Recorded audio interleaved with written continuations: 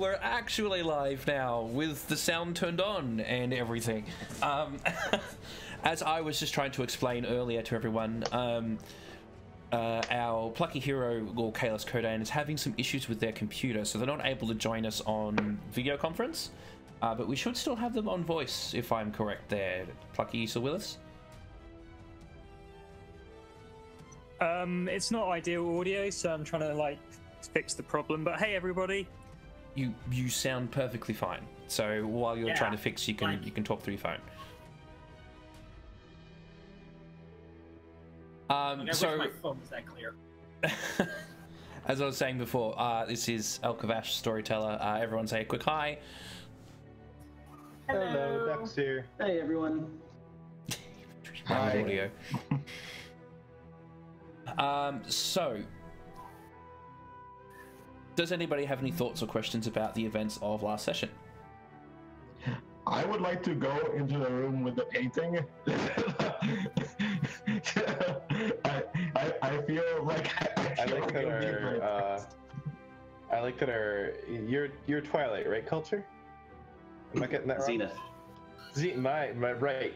You know what? Everything makes sense now. Never mind. Ignore me. I like how our Zenith is sticking to non-subtle Zenith standard.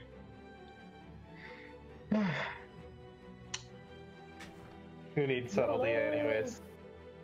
Yeah. Speaking of subtlety. Can't be bothered with things like that. I'm displaying my cool powers. Knowledge of the universe. Wait. What do you mean Zenith?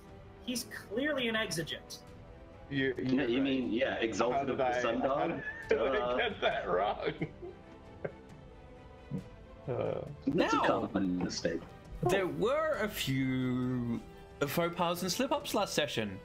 I wonder if anyone can remember what they were. Oh, I remember one of them 100%, Mr. Zenith.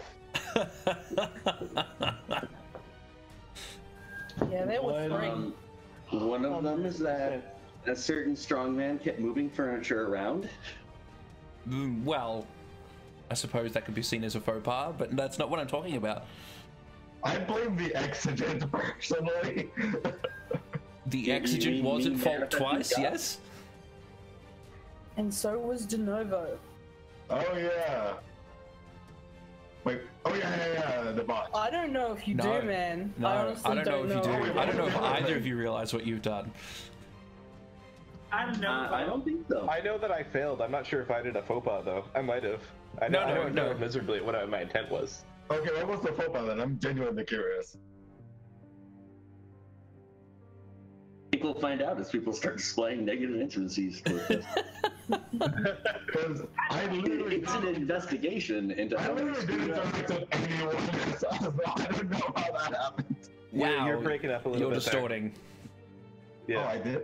Yeah. I'm distorting? Yeah. Just when you get particularly loud, it tends to sort of cap off and distort a bit. So what we'll do is we'll jump into the session really quickly. So I'll just give the music a quick pause. And we'll read our latest edition of Free Speech. Hooray!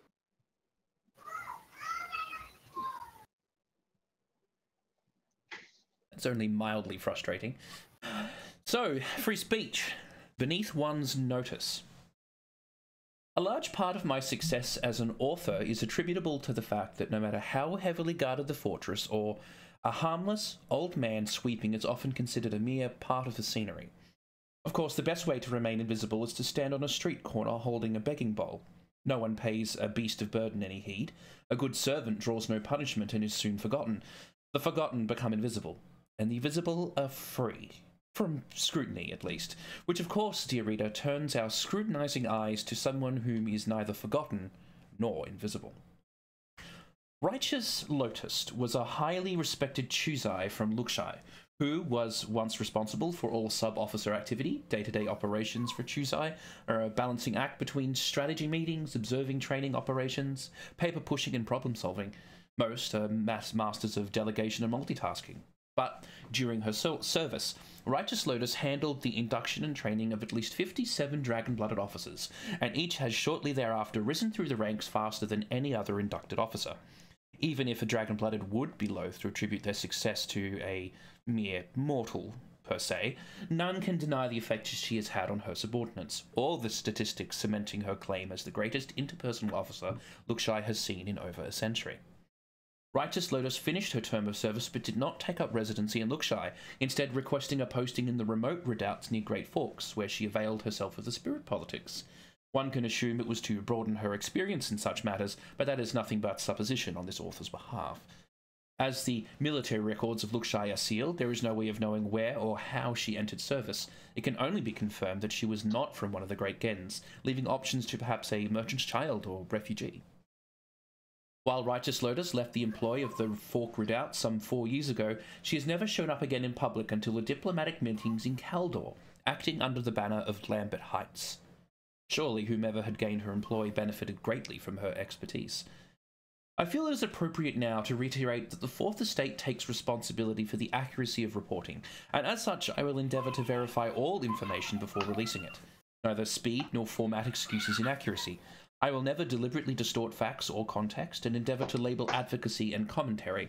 With this in mind, I am in the process of confirming that Righteous Lotus and the members of note from the Ebullient Excelsior spoke with a materialised spirit in the castle proper, and that the travelling Sohei spoke with them at length in what this humble reporter's opinion was Old Realm, the language of spirits. These events were traumatic enough that the conversation was memorable, to say the least of it, and I feel confident in my translation from the syllables recounted by our source. However, as authenticity cannot be fully confirmed at this time, no further details will be published on this matter. You, dear reader, are my master, and I but the servant of the people. I am accountable to your wishes and will strive with utmost vigour to bring you the truth as I find it.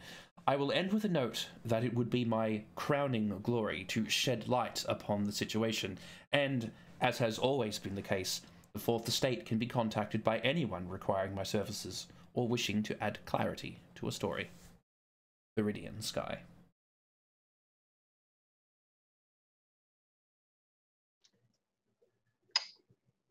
Who the heck was listening to us? Curse cycles everywhere. Good story, buddy. I have a theory. It may be bunnies. My theory does not involve rabbits, unfortunately. What's your theory? I'm curious. The fake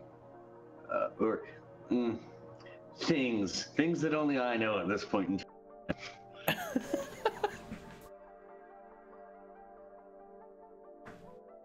So, we last left off with the conversation with Gamakama Senin having had been completed. He left amicably and left you with the instructions to make sure that you attended the next prayer ceremony with Formica, as led by the king. You also concluded a conversation with the king himself, who was looking down at you from his balcony top. Luckily, De Novo was able to convince the king that the presence of the golden disc on Arthur Shasta's head is easily explainable by him being a exigent of some god or other, who just happens to bear a striking similarity to the forehead markings of the anathema. And because he, as a loyal Luxai Sohei, has the essentially has him on watch.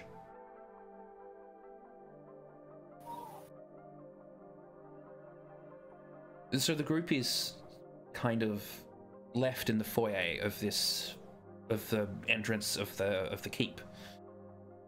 The mason has departed from the shock of the spirit appearing, and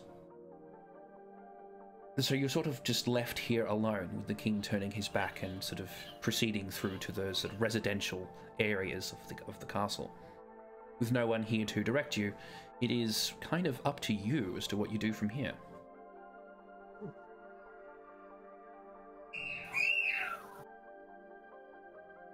Well, Mason said that he was getting the rooms ready for those who were staying at the castle. What was the plan for this evening? If the next morning is the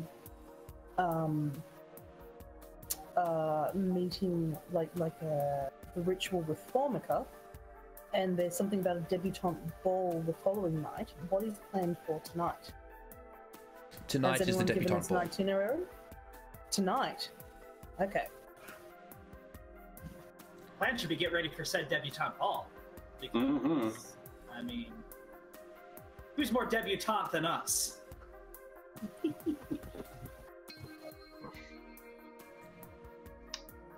Okay, I think at this point we should probably go somewhere to talk privately. Do you reckon go find a room within the castle, one of the ones when Mason comes and says they're ready, to just kind of all congregate together? I think we could go back to the study he deposited us in before we went on our frog spirit adventure in the hallway. Just sort of just over there to the right.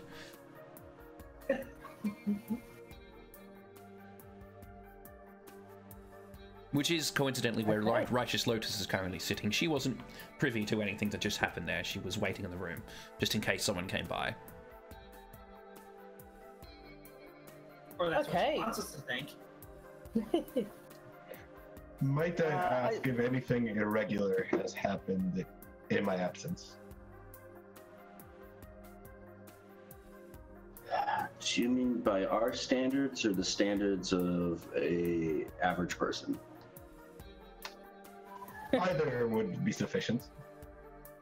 Probably best to ask Righteous Lotus. And Scacious Hand does the head in the direction and sweeps off with a cape to go and meet up with their diplomat, which we're meant to be protecting and seem to have left alone in a room. Yep. Let's go there. Johan's guarding her. Sorry, I forgot about that.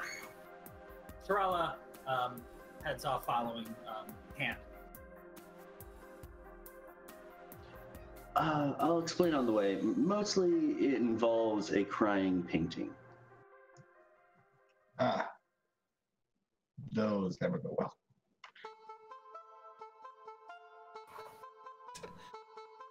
Oh, it's Thursday, is it? Perfectly no, just another one of those. I had a nickel for every possessed painting I've seen. He's seen some real shit, guys. Let's not get into this.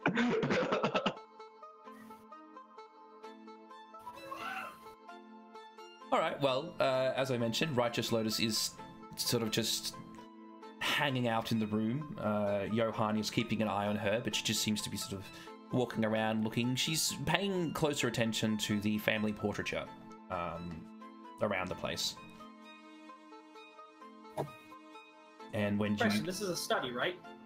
Yeah, it's sort of like a drawing room. It's sort of like an antechamber to another library or so, but you don't know what's on the rest of the right wing of the castle, on the ground floor. Okay, I was just going to ask, like, are there any particular books on the wall or anything like that that looks like anything that Tarala might have read? Remember, she came from having all sorts of books.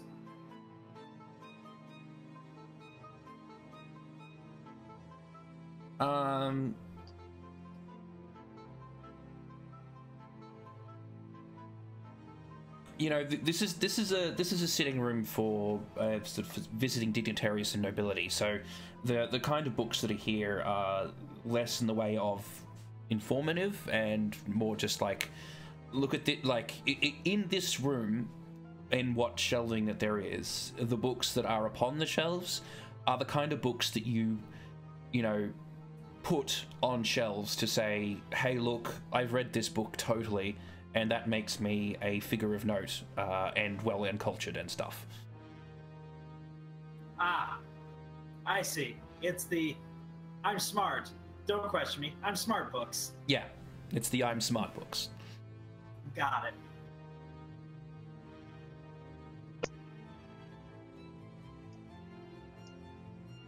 Is this a chamber with a crying portrait? Wait, sorry, out of character real quick. Is this a chamber with a crying portrait? No.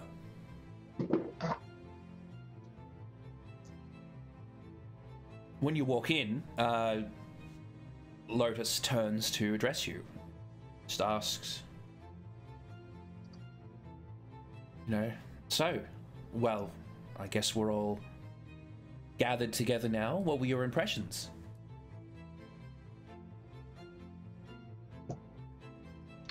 I don't like it.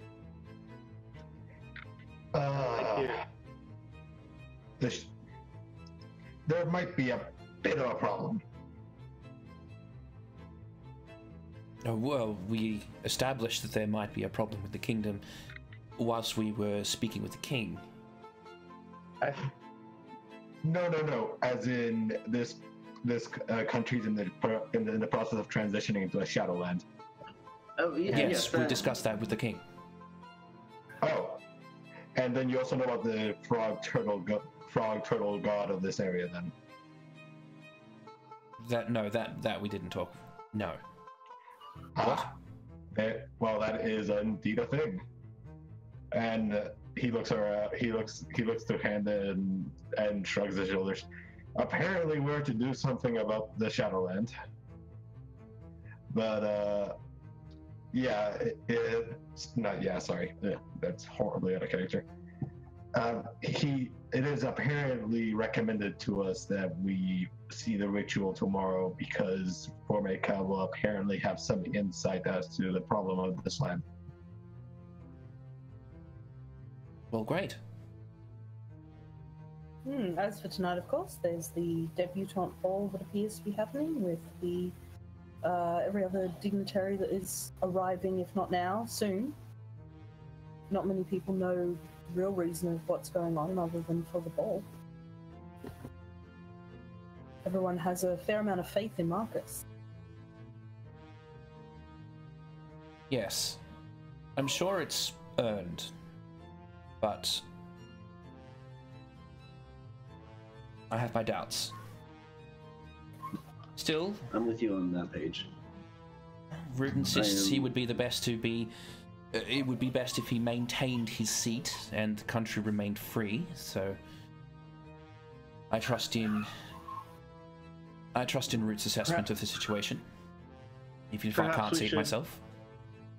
Keep an eye on the other guests that are arriving to bid on their support for the kingdom. Perhaps one of them have something to do with the dark nature of things going on. Possibly. Yes. Hell.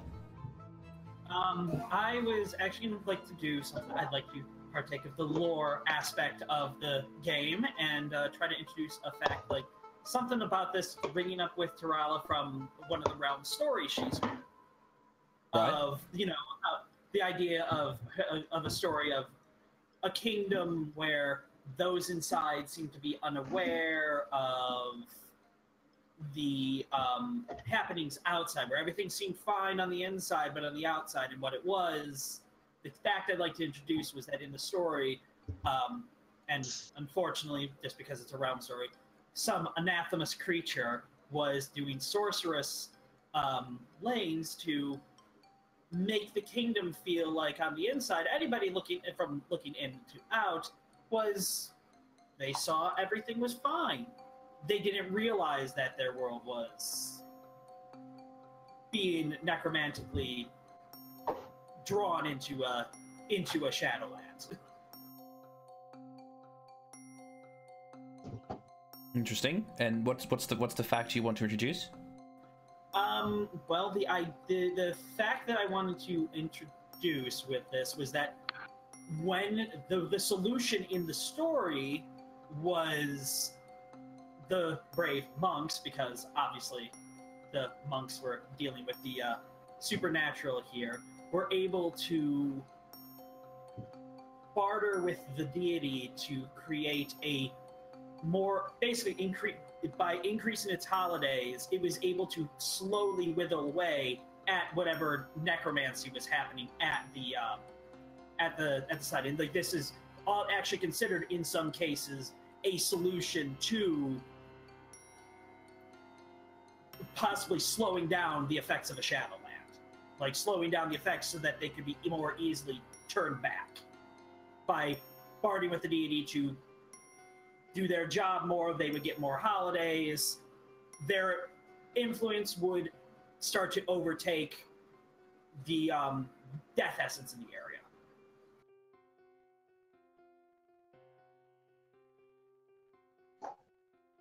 Okay, I'm going to have to veto that one on the grounds of conflicting storylines.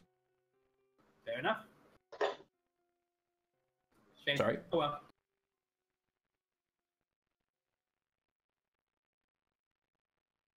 So Lotus looks to Hand. What were your impressions of the king and prince?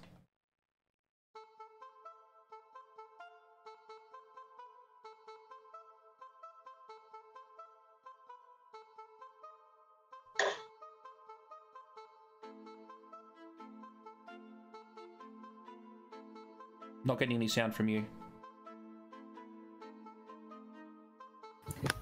I'll have to get back to you on that one.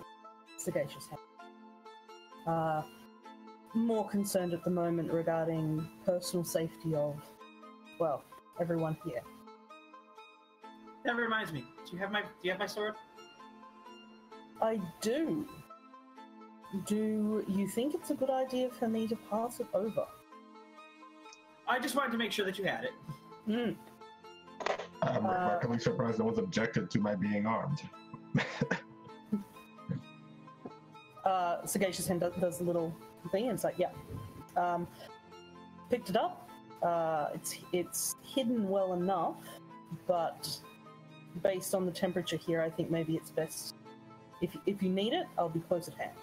But I don't know.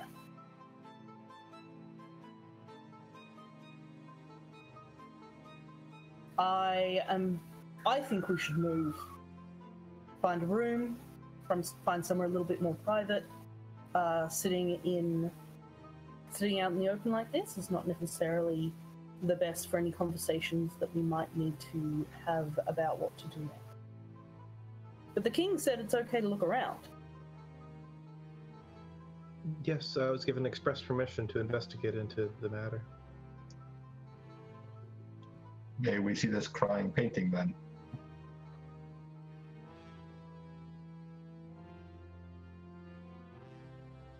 Can any of you guys see spirits? De Novo waves his hand. You might recall that is my... in the room? The room? Which room? I know there's a crying painting. When we were in the ball, or the main hall. There was a crying painting in the main hall? Sorry, that was out of character. Sorry, real quick. I don't recall a crying painting in the main hall, but I do remember the painting that looked oddly real. So, the painting followed me with its eyes. To other people, it looked real, and to Plucky, it appeared to cry. Who is this Plucky? You mean Kalos Kodan? Kalos Kodan, strongest man in universe! Including the black holes. Who can move mountains, but is also moved by her emotion. Can you hear me okay? I had a bit of a sore throat. Yep. Yeah, we're getting you loud and clear. Okay, good. Okay. Yeah, we can hear you. Okay, fantastic. Sorry about that, folks. Back in character, I would be quite interested in seeing this crying painting. If it doesn't try to strangle us, that might be a good sign. Sagacious Hand starts to sweep out of the room in the direction of where the chamber that we just were, gesturing for everyone else to follow. Do you know where that is? To the left. Have we answered the ambassador's questions?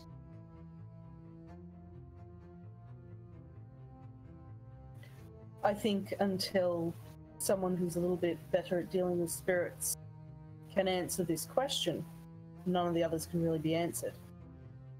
Kalis, would you mind leading the way, just to make sure that we're not... Strangled by paintings? No, more that he's gorgeous and probably not going to be stopped. So let's go. Arthur Shuster gets a little confused look on his face and looks at Han and says, "But I thought you had mapped all the secret passages out through the castle. Isn't there one in this room that can lead us back there?" None goes into that room.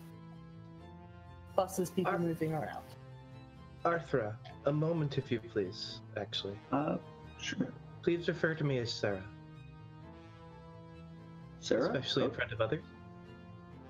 I can do that. Thank you. Yeah, I was about to kind of talk about that in the next room. Hey, DeNovo! DeNovo! Sagacious hand points at pair of ducks. No, sorry, at Kel's character. Who's that? My character? You're asking me who Tarala is?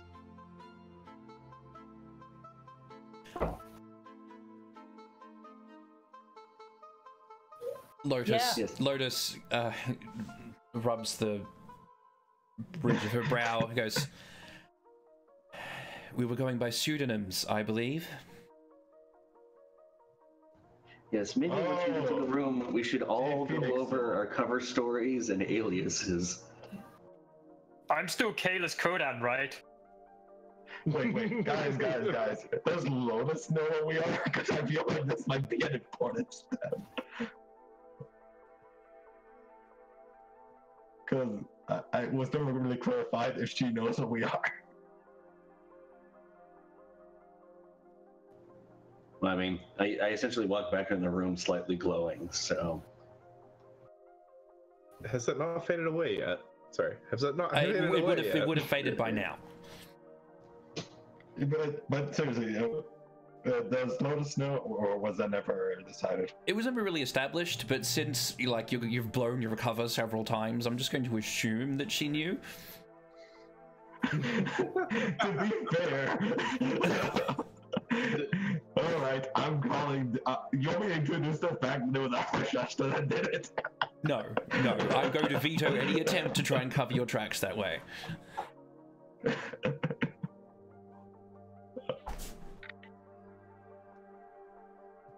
So. All right, so.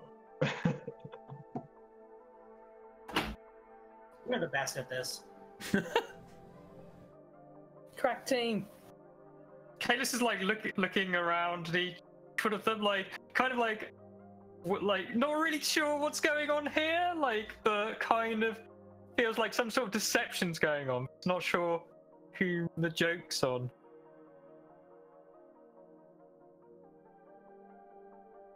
Well, Right, if you want let's to, lead us to the room. yeah. Lotus says that she'll stay here, probably with Johan, in the event that someone comes back to direct them where they need to be.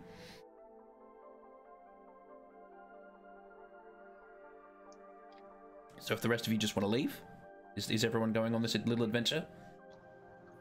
Anything? I'd like to first, it seems like we need to establish who we actually are.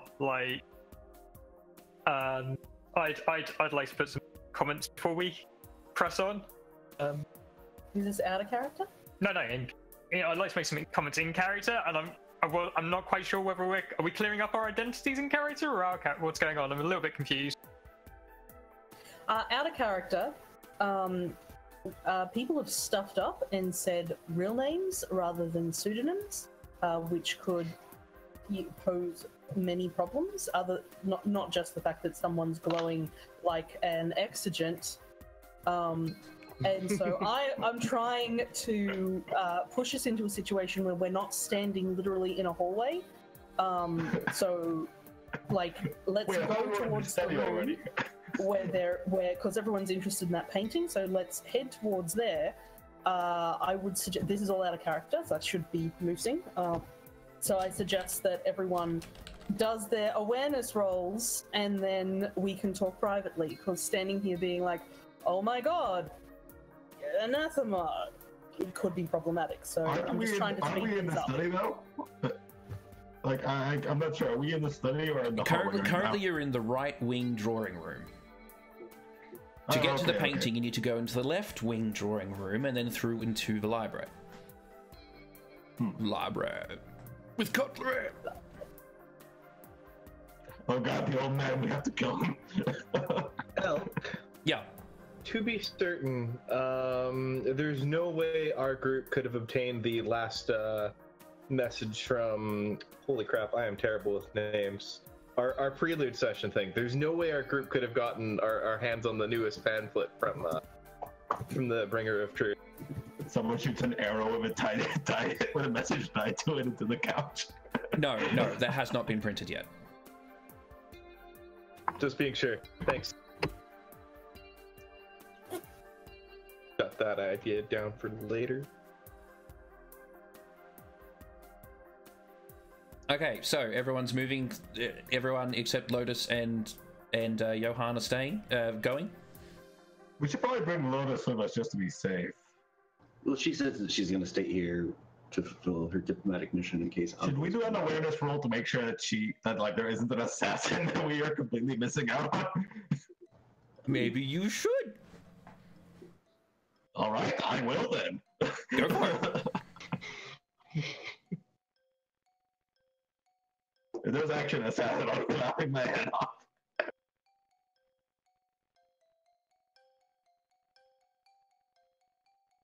Are you rolling, I'm or- sure there's an assassin right now. I'm gonna put 4 personal into this, Okay. so that'll just be 8 plus 4, 12 dice.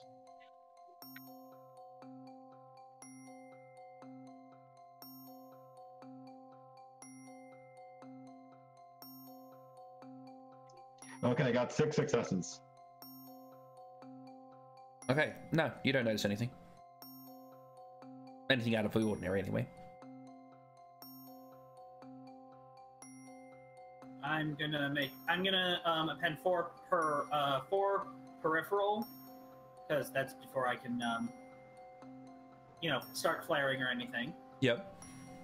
And that's gonna be to buy 2 successes, and then I'm assuming this is perception awareness, not wits awareness, right? Yep. All right, so that's 5 dice then, and 2 successes. Paranoia rolling has begun. Johan has 8 successes. I'm not bothering. Neither. I mean, I could, but I just rather not. I too got 6 successes. Interesting. 6 successes would be a perfect roll for me. Spoiler alert.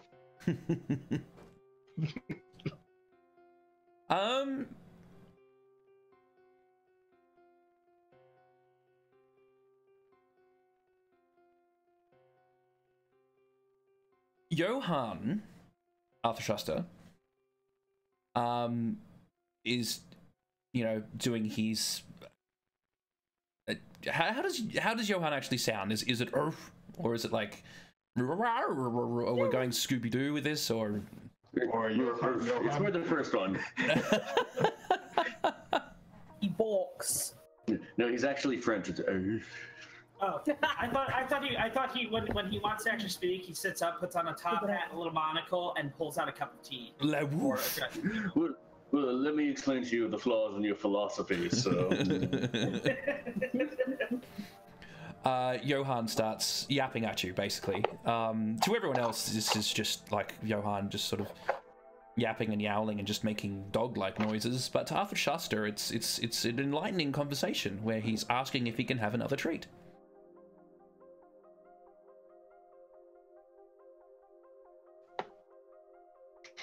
Missed your sound, sorry, buddy. sorry. Yes, he can have a treat. He's been behaving very well today. better than his owner, some could say. Yeah, one of them is bred for obedience. It's not me.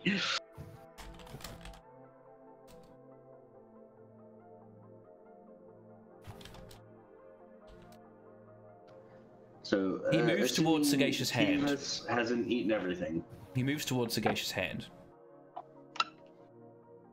Oh. Hey, buddy. Hey. Rubbing on the head. Seems a bit distracted. Okay. Like, oh, I'm getting pats. That's cool. But I want a treat, though. Okay. One moment. I need to roll.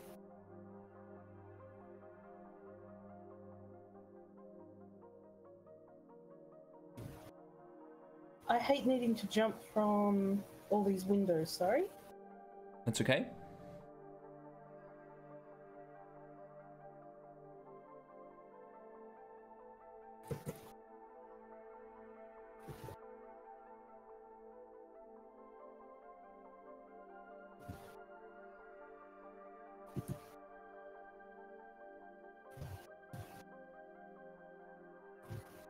Cool.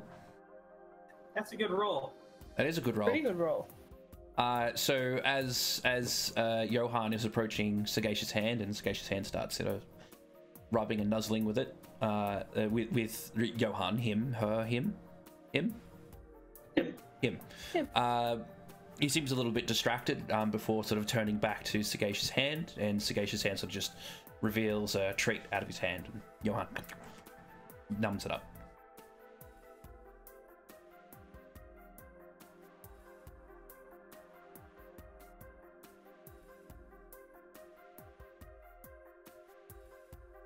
Num yum. Good. Thank you. Yum yum. Sagacious Hand puts his head to Johan's and does like the nosy. All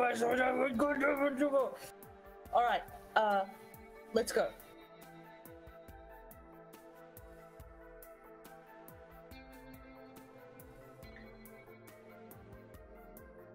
Anything else, or are we moving on to the next scene?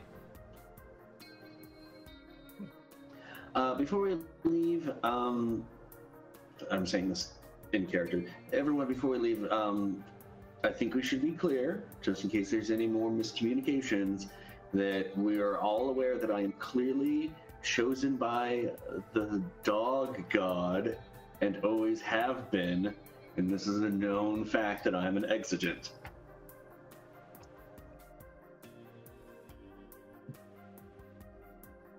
Because yeah, that symbol on your head, that is the symbol of go fetch the ball, boy.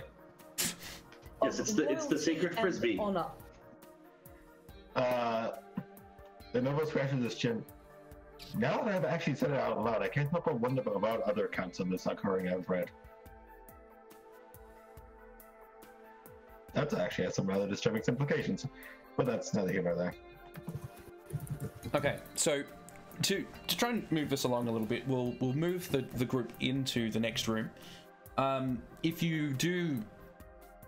anyone was to sort of stand in your way and stop you from moving about the castle as you desired, it only takes sort of a moment for you to sort of just mention who you are, and it appears that the king has already sent message through. All of the servants already know that the exigent and his minder, as well as the young lady, have basically not free run of the palace and all that to just go wherever, but as long as you sort of check in, letting the people know where you are, you can pretty much go where you like to investigate as you need to. And we're going to take a very, very quick break. I really apologize. I've got a couple things here I need to deal with. And then we will be back in maybe about 5-10 minutes. So thank you very much. I really do apologize for the quick and sudden break. Okay. I'm actually pretty.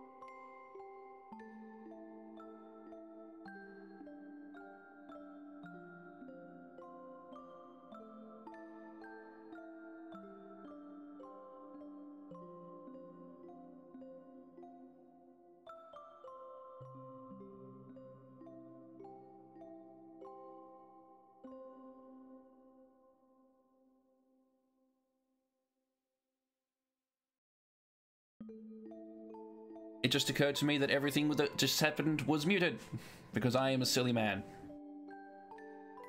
My accent's still like, sorry guys, my throat's sore as well, so I don't even know if my accent's sounding proper. That's okay. Don't worry about it. So sorry, everyone. We're back, and the sound is now on again. I'm trialing using a remote control, and obviously that's not working, so I'm going to go back to the old system for now. So what we just covered, for those of you who couldn't hear it, was we had Kalis Kadan was just mentioning that he was worried that this action of sort of just trolloping about the castle, sort of investigating whatever they want, might inadvertently insult someone, but wherever Sagacious Hand leads, he will follow. And so Sagacious Hand has asked him to lead them to the room with the crying portrait. So for you folks at home, given like what's been happening, Kalis has decided to take it on himself to like assume their role as the shaman, because these people, even though Kalis himself doesn't know, he knows a little bit enough to know what not to do, like glaring errors. So he's going to be like trying to shepherd these people into not insulting things. We'll see how that works. And for that, you get your expression bonus for this session. Oh wow, excellent. That's 2 solar experience. Or should I give you dragon experience? I mean, does that mean I can buy dragon charms? Because no, you explicitly can't buy dragon charms with it. But like, I just like. Buy solar charms with it, because it says nothing about those. So is that solar experience or normal experience? It's solar experience. Fantastic, thank you. And that's 2 XP, was it? That's right. Fantastic, thank you very much for that. No problem. You're playing your character well, and it's nice to see. So, you managed to make your way into this room, and it's much the way you left it, except that Jonathan is here. You can see him sort of stooped in front of the fireplace, sort of just staring into it, and as you enter, the not Mason, but someone else seems to have sort of come up in his stead, perhaps an under-butler of some kind, you're not sure, and it sort of announces your presence. As Jonathan stands and turns, sort of blinks away the light of the fireplace, and then lights up when he sees you all. Terrella says, I think my entrance was better. He laughs. Yes, indeed. It was most fascinating. I'm glad you rolled back. I was actually about to send someone to ask if I could have a private meeting with the young Miss Sarah, and he looks over de novo. Is this the Sohei I've heard about? Yes, Your Majesty.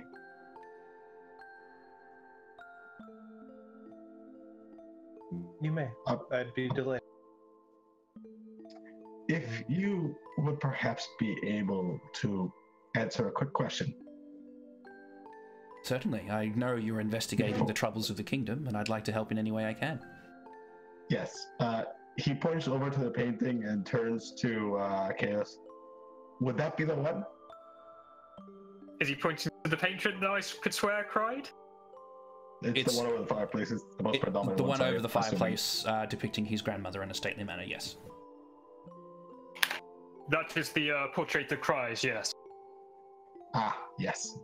Have you also seen that portrait cry?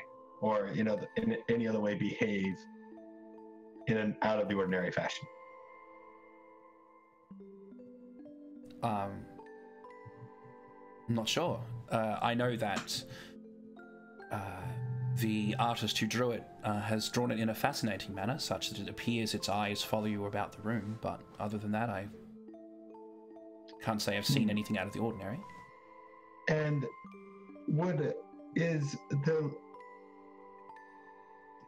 I am correct in assuming that is your grandmother, correct? Yes, that's correct. That is my grandmother, the Lady Titus. Yes, Titus. Would you perhaps, Titeus, thank you. Would you perhaps be able to tell me when the lady Titeus, I'm out of character, I might mispronounce that. The note was pronouncing it correctly though.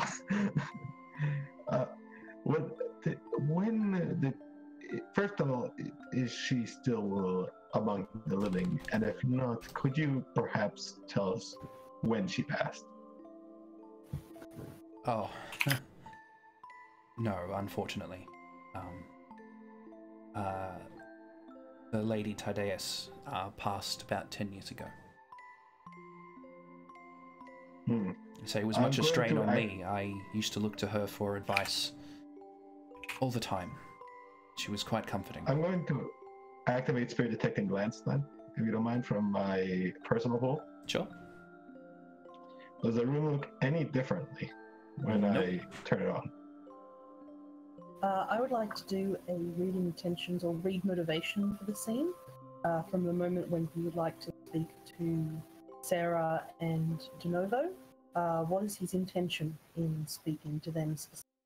And I have rolled 5 successes on that read intentions.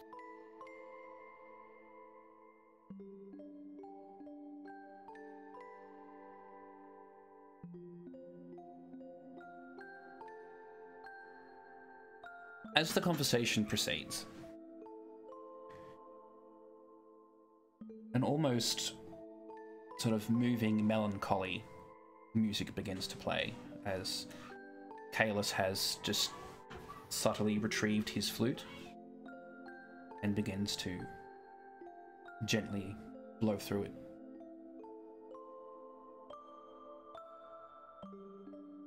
It's not very overt. It's subtle and gentle, as if there was just a small music box in the side of the room, of just gently playing while you're discussing. So much so that you almost don't notice that it's begun.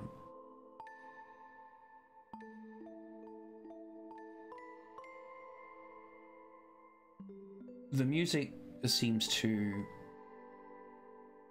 not upset Jonathan, but move him.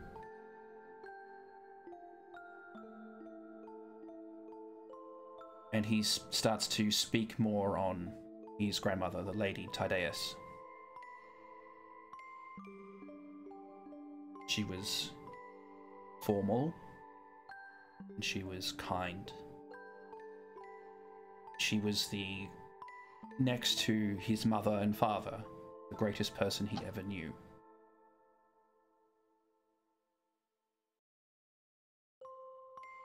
And that's when the fireplace starts to hiss.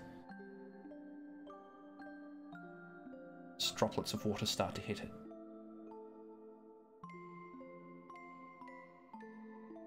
Two beads of tears slowly dripping down from the portrait's eyes, curling over the mantelpiece and dropping down into the fire below. Jonathan doesn't seem to notice. He just keeps talking about how much his grandmother meant to him, and how kind she was, and how wonderful she was. But Sand, you're not exactly sort of detecting anything malicious in him, but Jonathan definitely wants to speak to Sarah and DeNovo alone, without anyone else. You can't think of a reason why.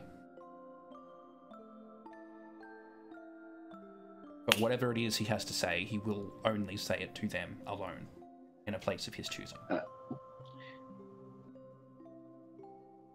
Oh, yes, I've got some mooses. Mooses! Go for it. I'm just saying, I can think of one reason why a young man would like to be alone with a girl that he likes and a priest. There will be no ad hoc wedding in here, sir.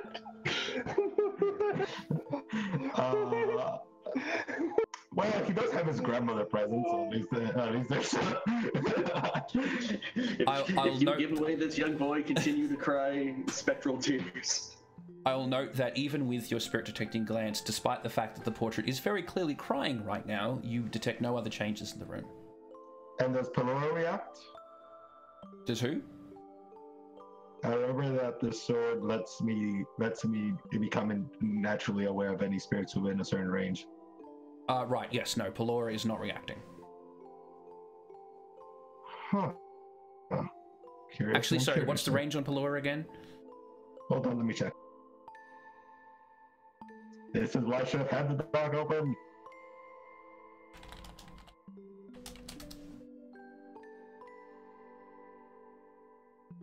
I think it's tied. Yeah, it's tied to the rating. I'm not sure what the default is. Hold on, let me pull it up.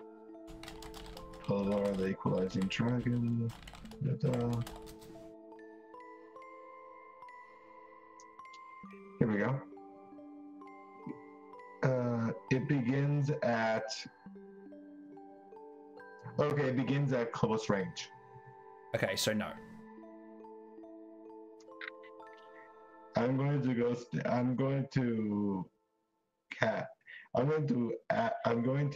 Denobo's going to walk over to where the painting is. Okay. As I said, it's just gently and silently crying. The figure's face hasn't changed at all. It's just tears are rolling down from it. Has anyone else noticed the tears?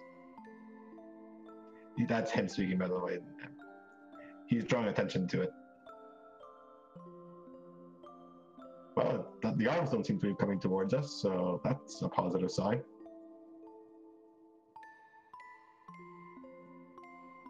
Sorry, give me one moment. I'm doing a technical test.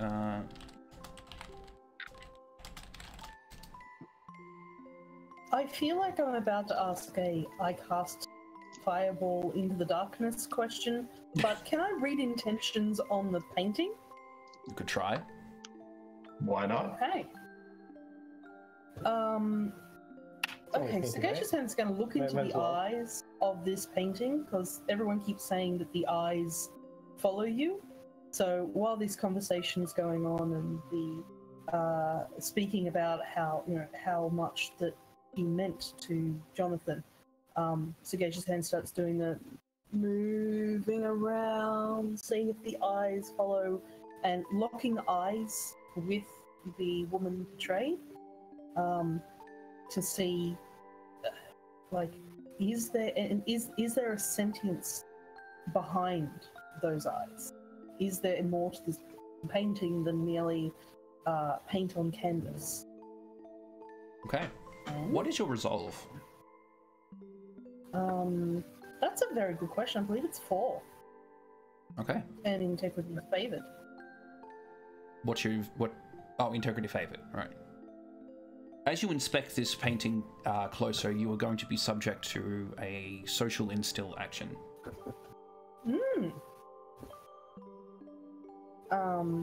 If I don't beat it, I'm willpower out of that. So, let's see. One sec.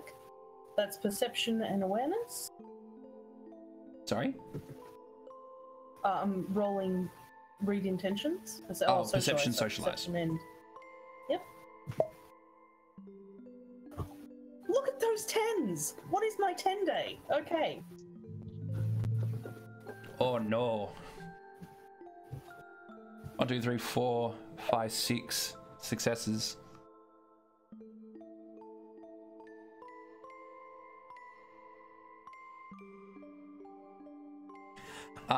Upon closer inspection of the painting, you don't really see anything that wasn't already quite obviously apparent.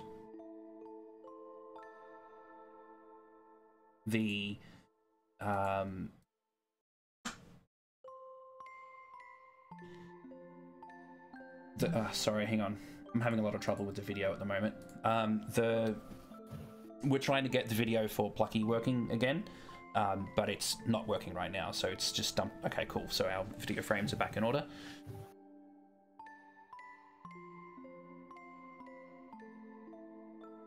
The person who painted the painting very, adored this woman, and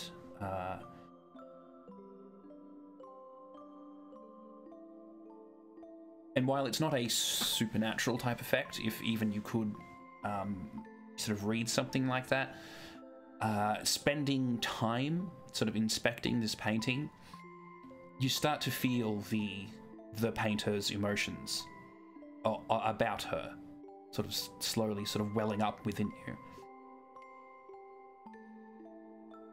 Were you going to spend anything on your resolve to raise it, or is there anything that would stop you from being any intimacies you have that might work towards an idea of respect towards a not just a leader figure of kindness and compassion, but almost sort of this motherly woman who sort of treated everyone as if they were part of her family, high and low?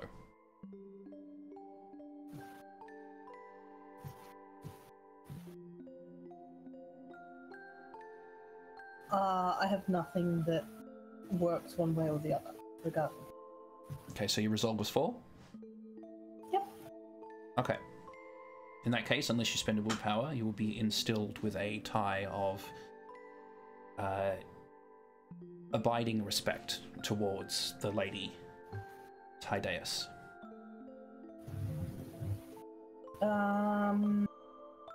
Okay. Out of character, what I know of socializing and mechanics is you don't want to get hit with an intimacy. You really don't. It's a lot harder to get rid of them than like once they're in. So yeah, I'm going to spend a willpower to get rid of that. Okay. Now, spending willpower to resist an intimacy forming doesn't mean that you don't feel anything. You certainly felt it. You felt those feelings well up inside of you, but your better judgment has taken over and said, like, no, like, I can accept the truth of those feelings, but I don't have time to take that on right now. It's a very beautiful representation, but I never met this one.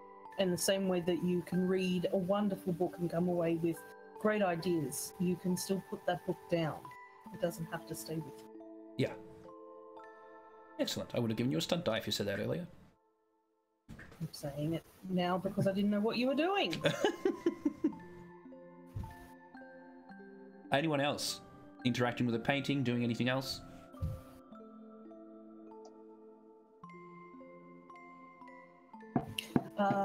I'd like to know who painted the painting, so I'd like to ask Jonathan that. Jonathan doesn't know. It was painted before he was born. Then can I have your permission for Kalis to lift it off the mantelpiece? Perhaps there's a signature somewhere. Somewhere artists tend to sign things, or we could track down the person who felt so strongly about your grandmother to have made something so beautiful. You can see him hesitate. This thing means a lot to him.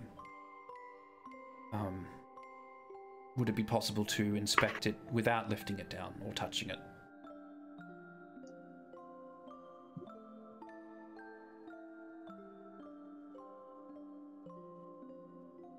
I'm not an expert in matters such as this. You'd have to ask De Novo or perhaps Sarah. I could take a look. I wouldn't have to touch it.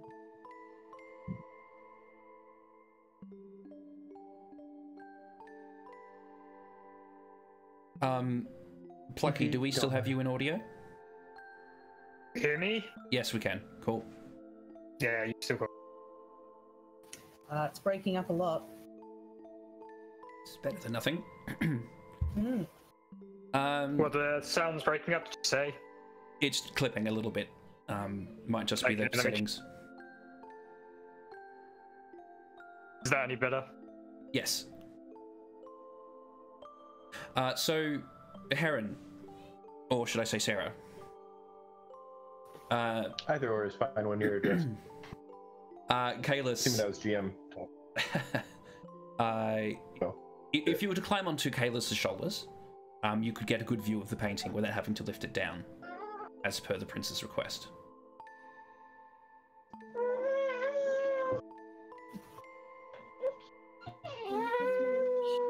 needs a smoosh. All right, yeah, I could, yeah, could I hop on your shoulders? How large is Okay, really? The painting's pretty Oh, big. right. You are taller than it is, but it's also hung up off the ground. So if Heron was on your shoulders and you stood in front of the fireplace, which is still sort of hissing away as the tears well into it, by the way, he would be able to examine the entire thing without having to touch it or lift it down.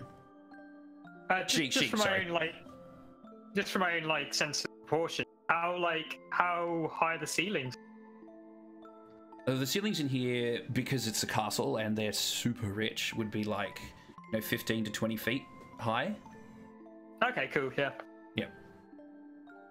Yeah, I mean, especially in these antechambers, when you get like upstairs, the levels will be much smaller, so you'll have to start stooping more. But down here in the antechambers, where things are just like for presentation in the hall and all that sort of stuff, they tend to be quite high, as if the first 2 levels were devoted to just greeting nobles and things.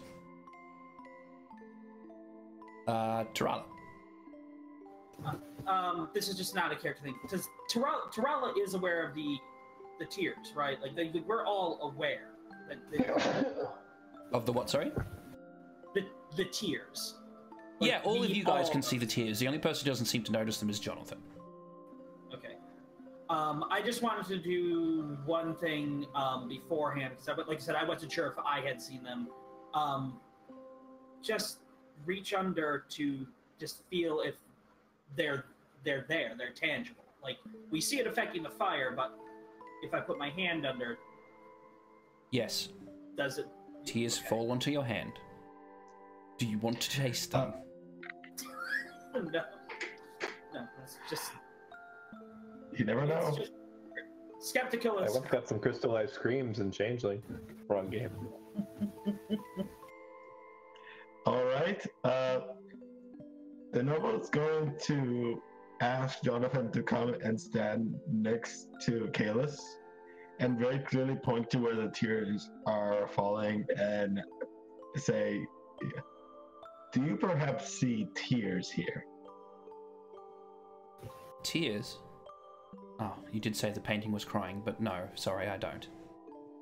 That is curious because the rest of us can. And in fact can feel them. I'm sorry, I don't know what to say. Are there any cups in the room? Yeah, it's a cup. Okay. The noble's gonna take the cup and collect the tears, and he's gonna hand it to Jonathan and say, could you perhaps, I know this cup is probably empty, but could you perhaps try drinking from it? Whoa! Stop! What are you doing? I'm going to pretend how immaterial these are to him. Kalis would attempt to grab the hand. Out of character, I'm going to try to see how material these are for him. Actually, no, better solution. Sagacious Hand would like to stop you. Yeah, Kalis is also going to make a light motion to stop him. Like, I don't know anything about spirit, but this just seems a tad, it's tad disrespectful to... Okay. Let me rephrase that. Could you perhaps... You can't rephrase drinking tears, dude. No, that's not what I'm saying. I'm going to instead ask him to put his hand in the cup and see if he feels anything. Just to allay anybody's fears, it takes a little bit, like a minute or two, but once you fill the cup with tears and hand it to him, he is delighted with the magic of it, and he's astounded, and he's like, wow, how did you... And looks to Sagacious Hand, in fact, to go, like, that's a wonderful trick, how did you do that? And he actually takes the cup and, smells it and sort of, and dips his finger in and sort of tastes it. It's like, wow, that's interesting. So the curse is not on him, per se. or the enchantment or whatever is at work here? Curse? Oh, it's nothing. There's just a slim chance that this portrait might be out of the ordinary. After all, crying portraits and all that. Sagacious hand. elbows him. Tarallo elbows him and says, "Don't usually follow up the word curse with 'it's nothing,' or don't lead with curse if it's nothing." Enchantment, then. The term is purely based on interest. Now, this portrait does not seem malevolent, so let's say enchantment then, if that'll make everyone feel more comfortable. Sagacious Hand would like to put his hands over the top of Jonathan's, take the cup out of his hands and put it down on the bench and just lead him to one of the chairs, hands still cupping his, to gently sit him down and say, be able to do the lasting thing of to take the tears, to flick of the wrist to drop something in so it looks like wine, to swirl it around in the cup, so you can see that there is that side of magic to it, to try and take the edge off the fact that this appears to be a cup that is filled with the tears of someone. So a bit of sleight of hand off to the side, but then hands on Jonathan's. That I think that this is one of those rare occasions where there is something a little bit more than sleight of hand. I think there's someone watching over you. Every time, I've seen into the eyes of that portrait, and it is. I think you are being watched over. And I don't know whether to feel comforted or not. Well, it varies. By and large, unless you've done something to anger your grandmother, by and large, spirits still. Actually, I'm going to introduce a fact. Stop! Yes. Can I please finish? I would like to inspire comfort in this young boy. That someone he loves.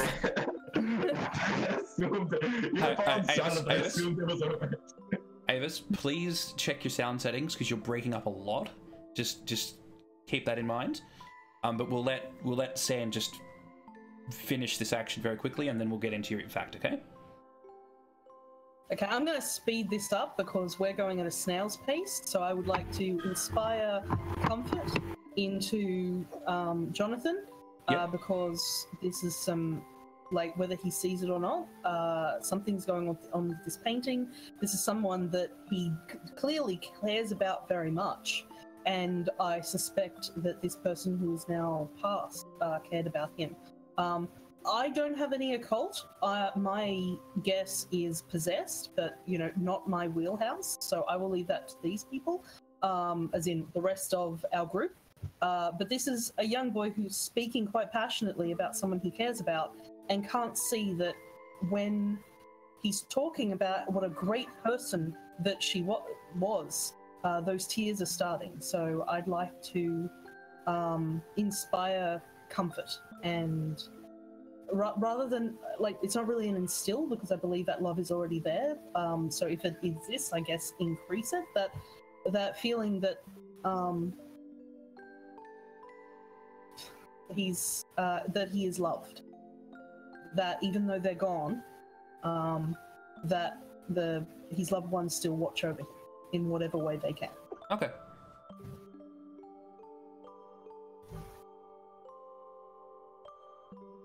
Kids are getting rowdy again. Apologies.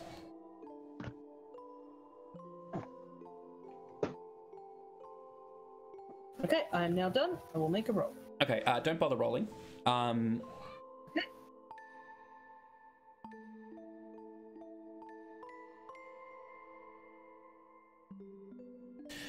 I will give you your roll bonus today for this.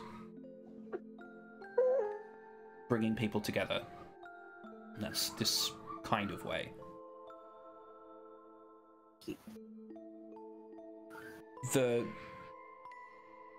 Sorry, they're distracting.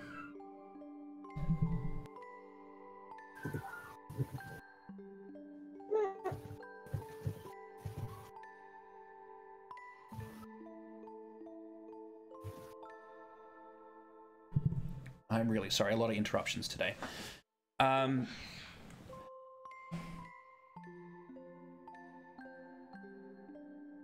This is clearly already in him, and as you speak to him of these things,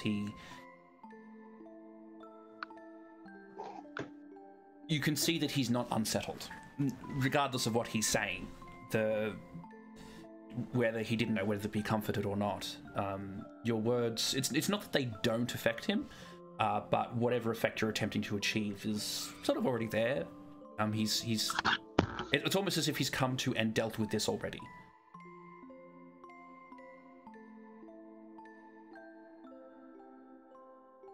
Cool. Let's not freak out our young. De novo. All right.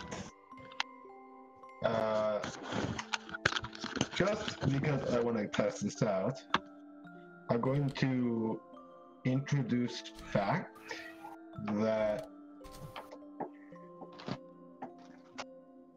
more often than not, that unless they're barred from something, ghosts will typically be drawn to the calls of people they were close to in life. That ghosts are drawn to who they were close to in life.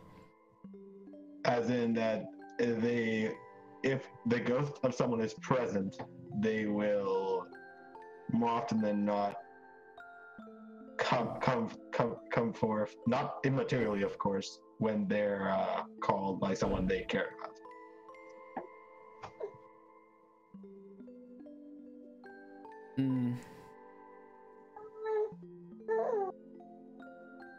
Okay.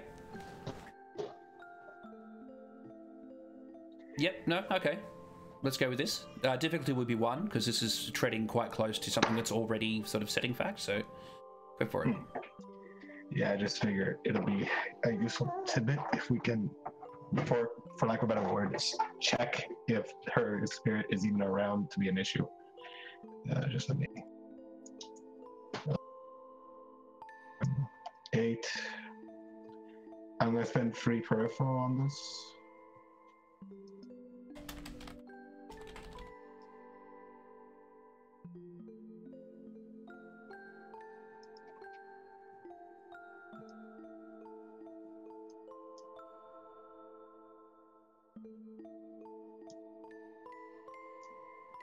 And basically my objective here is in line with my intimacy of, like, if someone wants help, it's in the Novo's nature to try to offer it. Okay.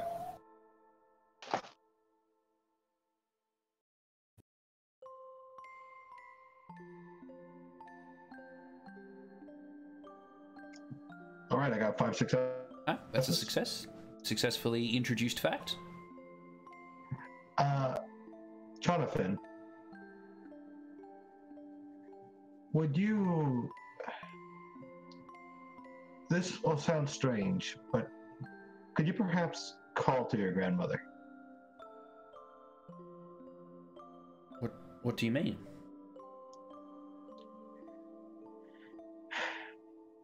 It is often said that spirits are called to those they loved. If your grandmother, if she still remains on the other side and has not returned to the Great Cycle, if she is with us in a more literal fashion, she will answer your call, except if perhaps something holds her. Really? Yes. I cannot guarantee anything will come of this, but it will be of help if we can speak with someone on the other side. What must I do? I'd like to meet... can I make a persuade roll based on the knowledge that he wanted specifically to talk to Sarah and De Novo alone? I'd like to try and persuade him that for everyone else to be in the room as well, whatever it is he wants to speak to them about, that we're there to help protect everyone. Okay.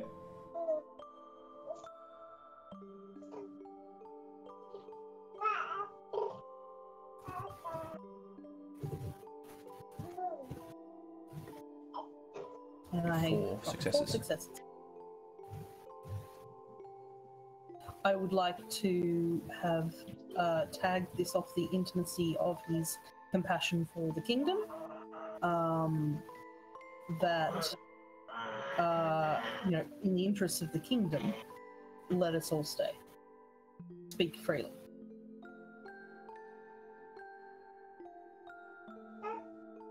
You can see him sort of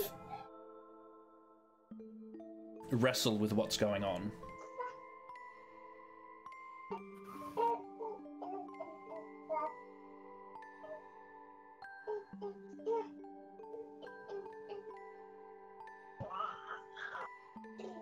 Sorry, one moment. I'm just trying to fix up the video elements again. Things keep changing. Sorry, Al. No, My that's all bad. right. You can see he's sort of wrestling with it. He's not really sure what to do. And then he sort of looks up at the servants who are around and sort of just waves at them and says, "Could we have some privacy, please?" And they sort of nod and leave. So it's just you six and the Prince, Jonathan.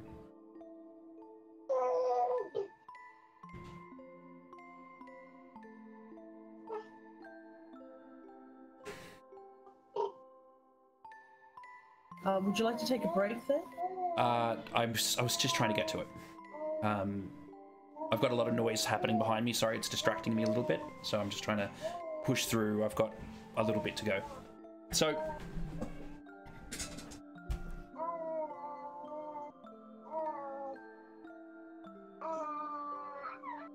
once everyone is gone, he stands. And it's not like he's suddenly an entirely different person or anything like that. But his countenance does change, becomes more serious, like what you saw previously when you started talking about the seriousness of the issues afflicting the kingdom.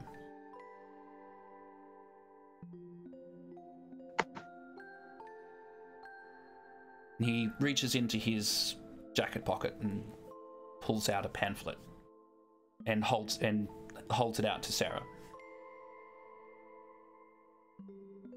Would you mind reading this?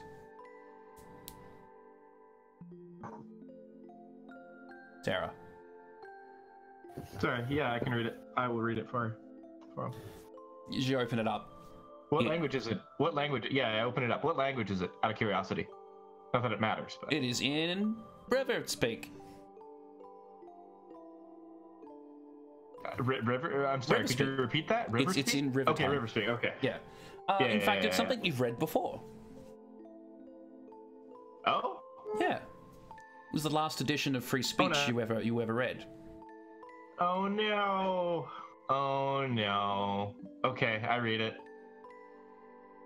You don't want me to read it back over to you, do you? Like, you remember what was in it, or?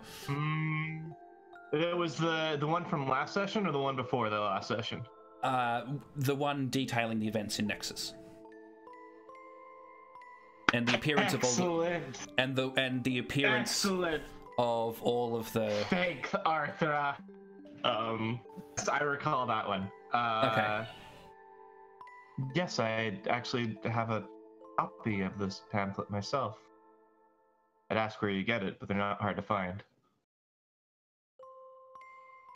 No. And I thought perhaps that this Viridian Sky, whoever they are, would benefit greatly from the knowledge of the identity of the person they've called out. Wouldn't you say, Aaron?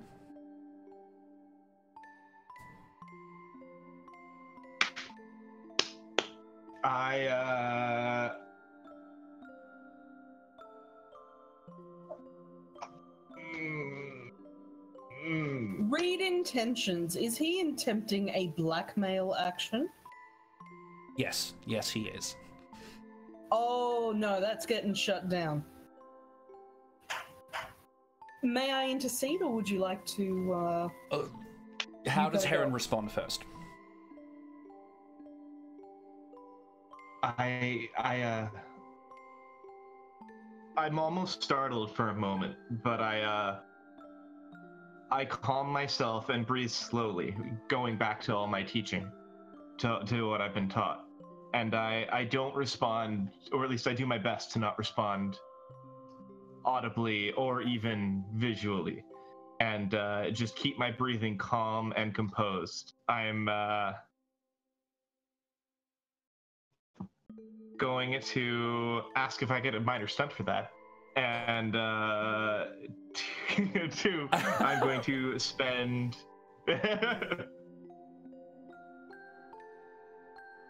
Actually, what are the mechanics of blackmail? What are the mechanics of blackmail? Oh, yeah, he would be trying to persuade you, essentially intimidate you.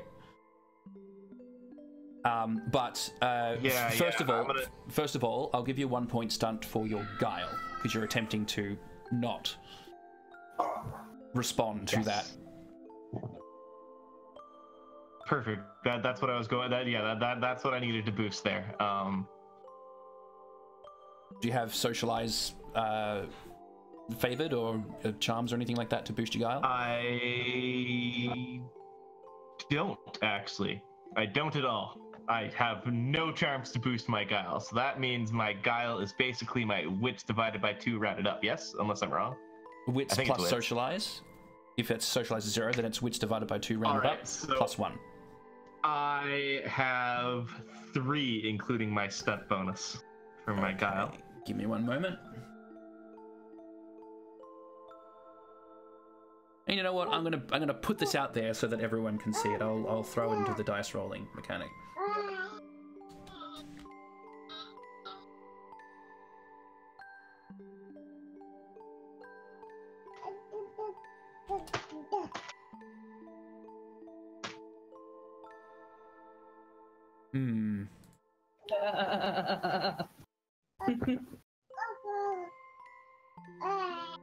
How great would it have been if you botched?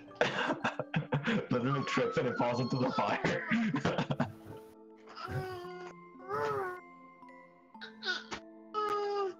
He seems to pause for a moment, sort of looking you over.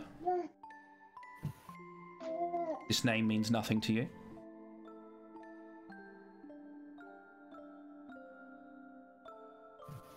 What are you trying to imply, sir?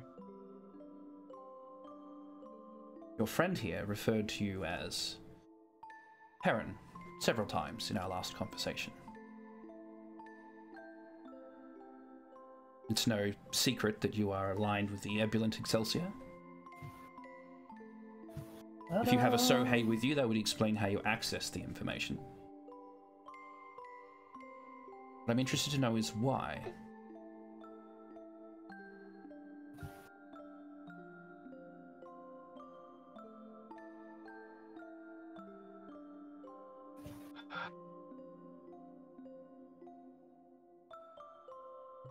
I won't claim anything about the name Heron truly.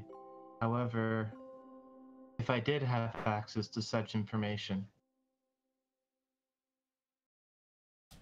I can't stand such corruption destroying an empire.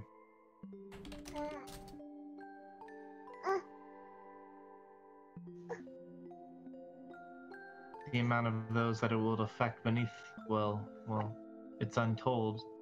And perhaps revealing such information could cause damage. And maybe even make things worse for a while. But wouldn't it be better to at least try and make a difference before the end?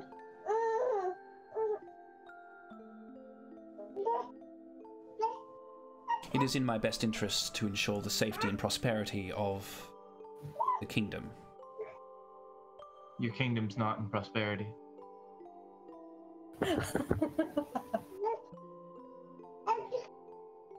Savage.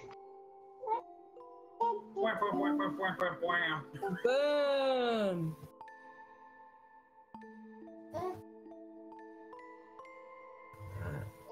Here, I thought I was the fire aspect. Someone needs to get him bandages. Do anyone have medicine? I believe so. One sec. Ava, please stop playing with my computer. You can see him starting to... Sorry, was someone speaking just then? My apologies. I was talking to my daughter. I shouldn't be doing that. No, that's all right. Babies are part of our lives, sometimes. I have a whole 1 dot, Davis. Well, I'll need to treat him for some burns. He starts to lose his cool. And steps forward, sort of pointing at the paper accusingly, saying, "Are you telling me this is not you?" What if it was? What would you When it want? was him. Do you need something? Are you worried that I'm going to cause damage to your kingdom here? I was going to do Kingdom's something falling into a shadowland. Oh, sorry. Yeah, one of the things I was doing as he gets closer and everything, because I recall we set up earlier that there were like things that held ceremonial weapons up on here. Mm-hmm. As he starts getting close and accusatory, she knocks one of the weapons down into her hand and points it at him like, "I would back off if I were you. Don't make another move toward her." It's quite all right. Yeah.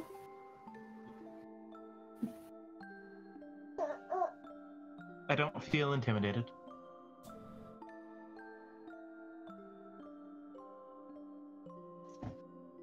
Is there something you particularly want with me, Your Highness? May I be of service? I want you wish to to see your excise this fall. kingdom of my grandmother's ghost. And that's where we'll take our first break today. Well, I love it. First I love break. it. Yeah, First break. I love it. I love it. Okay, thank you very much, viewers. Thank you, by the way, Clipscast, for following the channel. It's always very much appreciated. If you do need to catch up on anything, we upload them onto YouTube. My user handle is elkovash there as well, so you can find them pretty quickly. We're going to take a quick 10 to 15 minute break, just while everyone has a quick drink and a snack, and then we're going to come back and continue this interesting scene. Anything anyone wants to say or establish before we cut off to the break scene? Just, I think my system is haunted by a ghost as well, or a gremlin. Like, I'm trying to load up. What do you want to say? Trying to load up the video software that we use, and it's. Okay. I shouldn't show you off on camera, anyways. That's really irresponsible of me. Now I have to go get my babies. Well, 4 of them. Okay, thank you very much for watching. We'll be back in about 10 to 15 minutes. Thank you very much.